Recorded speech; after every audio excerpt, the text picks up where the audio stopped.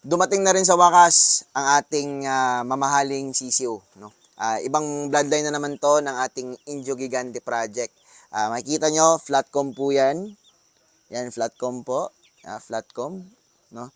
Ipapakita ko muna sa inyo yung mga anak ni Sasuke. Dumadami na po ang mga Shamo Giants natin at ready na po tayo mag-release para next month. Sobrang dami na pong kumukolekta nito. Napakaganda po kasing tignan kapag lumalaki sila. Higit sa lahat, tumataas yung presyo kada buwan. Dito naman tayo sa ating mga heritage chicks. Para ito sa for meat and egg production natin. Ito po talaga yung pangkonsumong manok. Every 3 to 5 days, meron kaming harvest nito. So, galing ito sa sikat na breeder dito sa Mindanao. So, si Sir is very humble and sabi niya wag na lang daw siyang i-shout out, no? So, susunod na lang daw.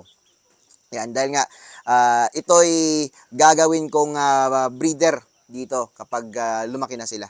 Babae po to sa dalawa kasi nga may mga lalaki na po ako. And yung mga lalaki ko is enough na para sa akin.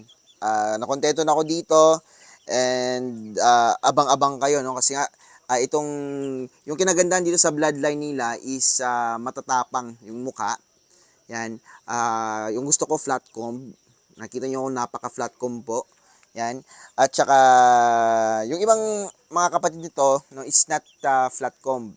Yung iba semi-flatcom lang kasi nga yung mga Indio Gigante po, no, may lumalabas po talaga na straight comb, no, hindi po lahat flatcom. Pero yung mga pinipili ko dito, flatcom lang kasi yung layunin ng Indio Gigante natin, makapag-produce ako ng flatcom na magaganda, malalaki, maganda yung itsura, no, at may kanawayon, basta sa itsura ng IG, okay na ako kahit nga hindi na kanawayan. Basta Indio Gigante na flatcom and suplado, suplada, ganun yung project natin dito at matatangkad.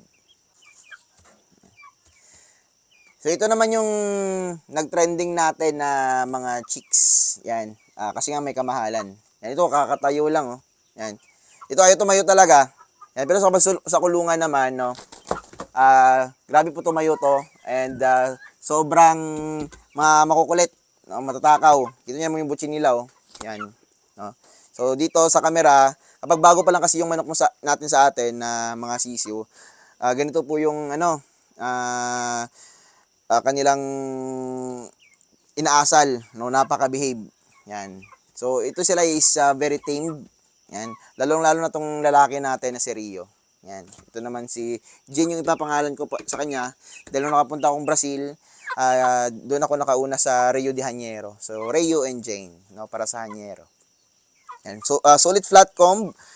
Isa to sa, tignan nyo, 2 months old pa lang ito nakatangkad. Yan, no? 2 months old mahigit na. Dahil nga 2 months old yung pagbili ko nito. Yan. Ito talaga ay tumayo ni Rio. Mahihain talaga kapag nasa camera. Yan, tayo ka naman ni Rio. Huwag mong pahiyain. Yan. Mahal mo tapos ayaw mong tumayo. Yan. Pero goods na goods po talaga to, no? Wala kasi akong video na andun sila sa kulungan or nung bumaba sila. Pero napakaganda po nito, no? At kapag tumayo po to, sobrang nagagandahan ako. Yan. Ayaw talaga tumayo sa camera, no? Soon, masasanay na rin to dito sa atin kasi palagi tayong nagkakamera. Dito naman tayo sa iba na naman nating broodcocks. Yan, no? Ito ay si Pula. Yan, si Pula at saka si Dilaw. Yan, si Dilaw po, oh. Kita niyo naman. Pero itong si Dilaw, not sure pa kung kanawan yung kakalabasan. Pero gusto ko Dilaw talaga yung ano, yung pangalan niya. Kaya nga Pula and Dilaw, no? Yan, parang Mulawin tsaka Ravenna. Kung di ako nagkakamali na para sa Mulawin. Yan. Kita niyo naman kung gaano ka tatangkad itong manok na to. Flatcom na. Ito sanay na sa camera, kaya tumatayo talaga. Pero yung si Rio saka si Jane, no, talagang ayaw nilang tumayo. Binaba namin sila, no. Tingnan niyo naman, no. Si Jane lang yung ano, yung active. Si Rio ayaw talagang tumayo. Tamad talaga. Yan. Bukas na lang, bibidyoan ko yan. Papakita natin kasi may mga ano sa atin, no. Sabi niya, ayaw naman tumayo yan, no. Tapos, may mga nagsasabi din about sa ganitong breed.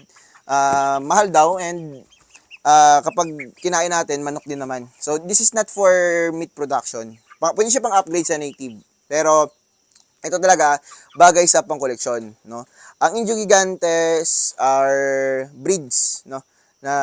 Yung Indio Gigante is a breed na talagang expensive at isa sa masasabi na pinakamatangkad na manok sa buong mundo. The tallest itong Indio Gigante. Yan. So, kita nyo naman, no? Flatcom yan. And ito po yung aking, itong apat na to is soon to be broodcocks and soon to be brood hens natin. Pakita mo natin yung mga lalaki natin. Parang ito color yellow din, tsaka ito kulay pula. Not sure pa yung kulay talaga nitong isa, and not sure din po 100% na gender nitong isa. Pero parang lalaki na siya, no? So hindi pa kasi ito 2 months old, no? Mahigit 1 month pa lang to. Pero kita nyo po yung tindig, no? Sobrang gaganda, sobrang susuplado. Dito din sa mga babae natin. Sa mga babae natin, no, is not hindi ko masyadong gusto yung pagka-flatcom, pero flatcom po 'yan, no. May pagka semi-flatcom 'yan. Almost flatcom na siya kasi nga flatcom din po yung nanay nito. Yung tatay nito is not flatcom. Yan, itong dalawa flatcom talaga, no, both parents nito. Kaya ganito yung kaganda yung flatcom nila. Pero kapag ito yung mga pinares natin sa mga, syempre mga flatcom din natin ng mga breeders, flatcom talaga kakalabas na nitong mga anak nito. Sigurado yan, no, kasi nga flatcom din po yung nanay nila. And yung kanilang yung kanilang comb, no, is almost yung pinaka gusto ko ng flatcom, parang ganito na. And ito, mas maganda lang yung flatcom nila kasi lalaki sila. Ito naman si K1 tsaka si K2. Tatlo to sila, no, si K1, si K2 tsaka si K3. Kaso nga lang, si K3 binugbog nila. Yan, kaya di natin mapakita. Mga bad kayo, Yan. Pero sobrang susolid nito, no? Sobrang gaganda.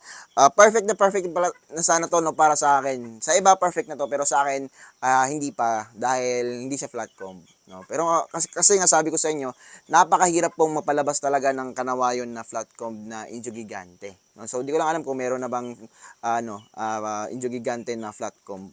Yan, basta ako mapupulis ako ng mga kanawayon dito na flatcom, no, na Indio Gigante. So, napaka-solid talaga ng mga kulay nito at malaki yung chance na magpalabas sila ng mga Indio Gigante na flatcom na kanawayon dahil nga both pairs ito kanawayon po, no, pero hindi din flatcom. Yan. Tapos dito sa atin, halos lahat ng hens natin dito is flatcom. Kaya malaki yung chance natin na mapalabas yung dream na kulay ng ating Indio Gigante.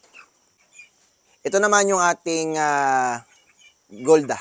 Yan, si Golda yung pinapangalan ko sa kanya. Kasi nga gold yung color niya. Parang gold kanawayon, no. Napakaganda po ng kulay and sobrang tangkad, no. Down na yung tail niya, sobrang ganda. Yan. Galing din po to sa sikat na breeder. Yan.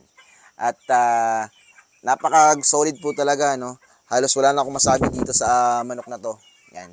Napaka-astig din ng kanyang mukha, supladang suplada. Yan.